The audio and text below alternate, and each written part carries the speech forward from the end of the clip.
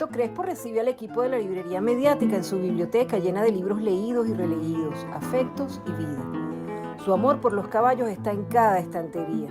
Su pasión por la poesía, la traducción, la comunicación y la crítica literaria, su amor por su Carora natal, por sus hijos, por su familia, impregnan la casa de libros donde vive con su esposa y su pequeña hija. Luis Alberto Crespo estudió periodismo en la UCB y en París.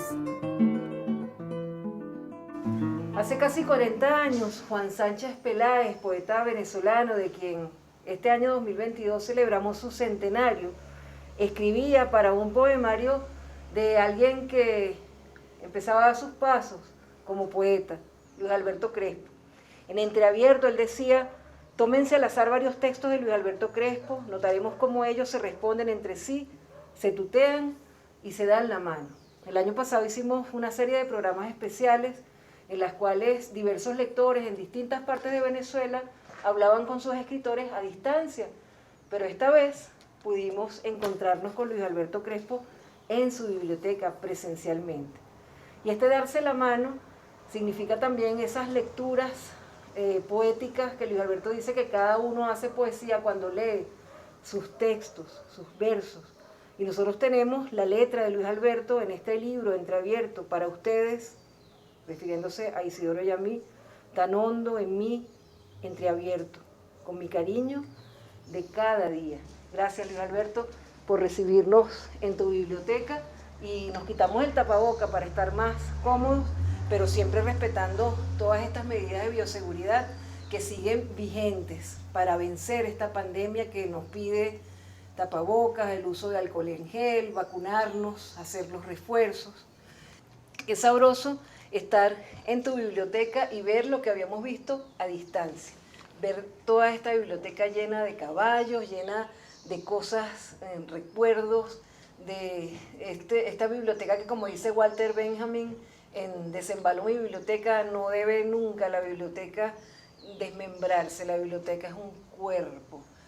La biblioteca inspira también, la biblioteca de Babel inspiró a una premio Nobel de Física en 2018 para su teoría, y ganó un premio Nobel aprendiendo a hablar español y leyendo en español la biblioteca de Babel. Con eso se inspiró para un proyecto de un proceso químico ecológico, y con eso ganó el premio Nobel. Fíjate que lo importante que son las bibliotecas. ¿Y el nombre?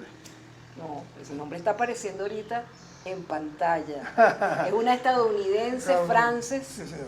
Frances es su nombre de pila, y a mí me impresionó mucho eso, y saberlo, no lo había visto en el momento, lo supe en el momento que veníamos pero a original, preparar. ¿no? Qué original, verdaderamente. Muy original. Pero Luis Alberto, ¿qué significa para ti una biblioteca que supongo te ha acompañado en tus diversas casas, en tus viajes, en toda esa trayectoria que acabamos de ver antes de que nos vean nuestros usuarios aquí en el programa? Hemos hecho una semblanza tuya en la librería mediática. ¿Estos libros fueron viajando contigo, así como viajaban los libros de Simón Bolívar en su baúl? ¿O fuiste llevándote un poco para un lado, un poco para otro? ¿Cómo ha sido la conformación de esta biblioteca tan bella? En primer lugar, te agradezco mucho que hayas venido a mi casa. Estás bien recibida, por supuesto. Lástima que no esté aquí Isidoro. Ah, pero está porque estoy yo. Mi gran amigo, claro. Escúchame, no, bueno, es interesante lo de las bibliotecas, las historias de la biblioteca, es la historia de cada quien, sobre todo quienes leen libros, los que amamos los libros, andamos con ellos física o moralmente. En el caso mío, la biblioteca vino con mi papá. Mi padre fue lector, fue escritor, en ese mundo solitario en la provincia de Carora en esa época. Y heredé muchos libros de mi papá, porque te voy a dejar lo único que tengo, que son mis libros. Un gran tesoro. Sí, entonces, pero siempre es verdad, ese regalo de mi padre me acompañó a mí, porque yo mismo me regalé libros, muchos libros, pero también esos libros iban con mi vida. Yo he tenido muchos amores y también he tenido muchos libros, y con esos amores también he seguido la biblioteca. Entonces te quiero decir que esta biblioteca forma parte de mi amor actual, de mi amor por Felicia Martínez. Es verdad, y a veces hay libros que pertenecieron a otro momento de los amores y que ella acepta, mal que bien, de que estén acompañando a los libros que realmente forman parte de nuestro amor.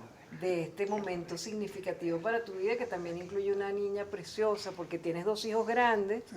que son idénticos a ti, Gracias.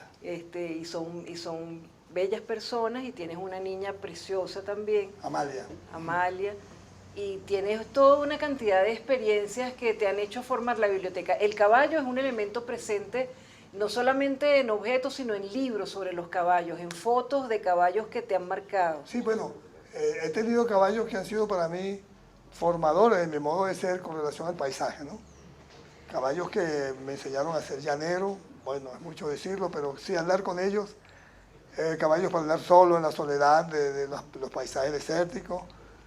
El paisaje también que es el caballo mismo, y por lo tanto yo tengo esa vinculación con el caballo más que física, es un símbolo. Y también está en la escritura, siempre comparecen en mi poesía el caballo, la espina, muchas veces, como me dice Gustavo Pereira, ¿cuántas veces tú nombras la espina en lo que tú escribes? Sí. Pero es verdad, es como una obsesión, es como un leitmotiv.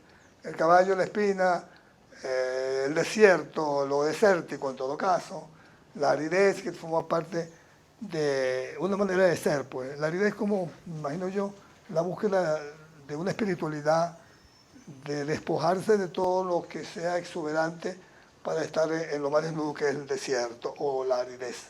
Entonces, claro, eso me acompaña mucho en las imágenes que ves ahí, los caballos están ahí, los que siempre estuvieron conmigo, y me acompañan junto con los libros, y yo me siento en un mundo tan personal, y al mismo tiempo tan vasto, porque cada vez que yo vea un paisaje desértico, sea en Carola donde nací, o en cualquier lugar que sea árido, y cada vez que vea un caballo de alguna manera física, o desde el punto de vista pictórico, o en la escultura, o el símbolo del caballo en la poesía, estoy relacionado con mi armonía, que no es fácil mi armonía, porque tiene que ver con ese paisaje tan despojado de todo, sí, y que es solitario.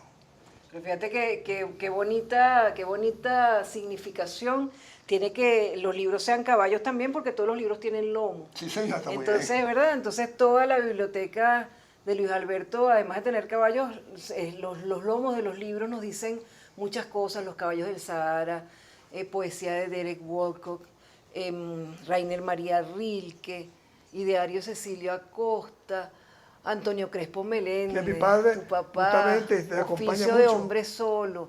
Sí. Y esta cajita que tú me mostraste, yo tengo cosas para mostrar antiguas, pero esta cajita está, ay no, Luis Alberto. Esto es bellísimo. Mi abuelo, en una carola de 1896, quería visitar a su comadre, pero su comadre vivía enfrente de la calle, sobre todo en una época, en 1896, esa calle era más solitaria que nunca.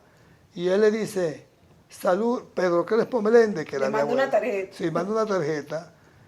Saluda afectuosamente a su estimable y simpática comadre, Cantalicia Riera, con ocasión de ofrecer una visita para mañana domingo.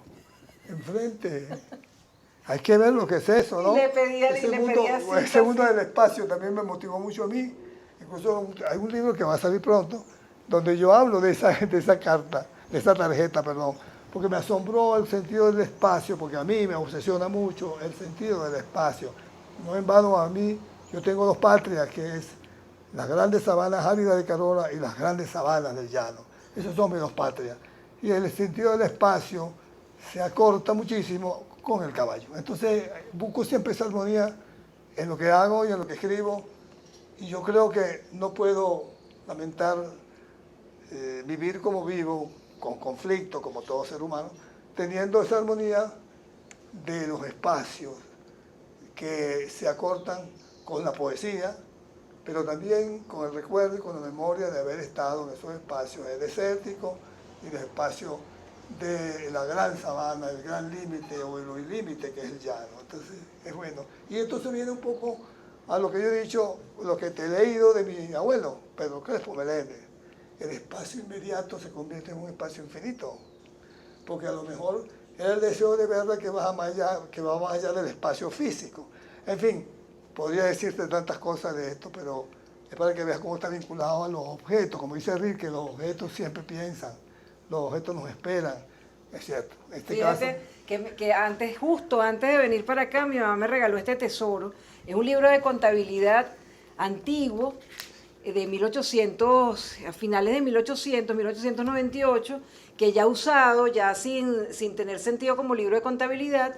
Mi abuelita lo usaba para pegarle las poesías que ella iba recortando del periódico, a Madoner, tenía muy buen gusto. Bueno, mi pero abuelita. corresponde a la época de mi abuelo, Sí, mira, 1896, ahí, sí, Bolívar, sí. mira qué Bueno, bello. tenía muy buen gusto ella. Pero tienes un tesoro ahí. Sí, ya. tengo un tesoro y lo tenemos que Tienes que cuidar cuidarlo, y reparar, sí. Cuidarlo de verdad. Y porque está muy frágil. ella también escribía algunas poesías, las pegaba allí, se las sabía de memoria, Sí, y entonces que ella bien. le adaptaba los acentos para que lo rimara, aunque no rimara, ella le adaptaba los acentos de las palabras, mi abuelita. Pero bien bueno porque era de vanguardia, pues. ¿Ve? No era el verso, la rima, sino que era primero el sentimiento y después vemos, ¿no? Sí, sí, sí. Entonces fíjate los objetos que van conformando las poesías. Pero nosotros también queremos hablar contigo en otra parte de la casa, que es una casa biblioteca, de ese premio para aquello puro. Y vamos a desmenuzar todo ese premio en la próxima parte del programa. Nos vamos a sentar un ratico para hablar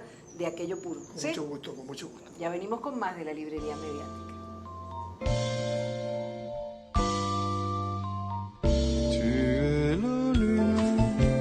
Ya venimos con más del ciclo de reposiciones, los mejores de 2022 de la librería mediática.